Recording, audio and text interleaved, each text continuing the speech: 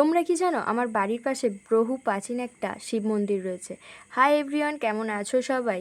আশা করছি সবাই খুব ভালো আছো। তো চলো আজ আমার বাড়ির পাশে যে মন্দিরটি রয়েছে সেই মন্দিরের সম্পর্কে তোমাদের কিছু বলি। তো সকাল সকাল রেডি হয়ে গিয়েছিলাম একটু ফুল মিষ্টি নিয়ে আসতে, তারপর ছাদ থেকে পদ্ম ফুলটা নিয়ে এলাম। আর এই পদ্ম ফুলের ভিডিও তো তোমরা অনেকেই দেখেছো, ইনস্টাগ্রাম, ফেসবুক, এমনকি আমার ইউটিউব চ্যানেলেও তোমরা দেখেছো।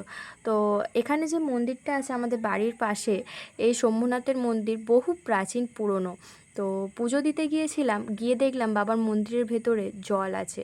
মন্দিরের ভেতরে বলতে এই যে মাটি থেকে অনেকটা নিচে বাবার শিবলিঙ্গটা রয়েছে।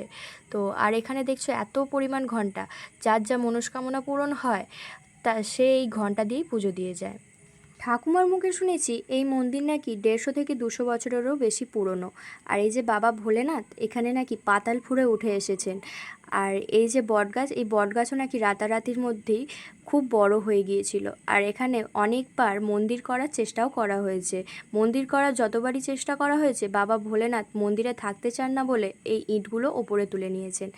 আর সবথেকে বড় কথা, বৃষ্টির সময় কোনো জলই বাবার গায়ে এসে পড়ে না এই ইটের কারণে। ওপরে যে এরম ছাওয়া রয়েছে যার কারণে বাবার মন্দিরে কোনো রকমই বৃষ্টির জল পড়ে না। তো আবার নতুন করে মন্দিরের কাজ করা হচ্ছে। আর এই মন্দিরে বাবা মহেশ্বরের কাছে যে যা চায় তার নাকি মনস্কামনা পূর্ণ হয়।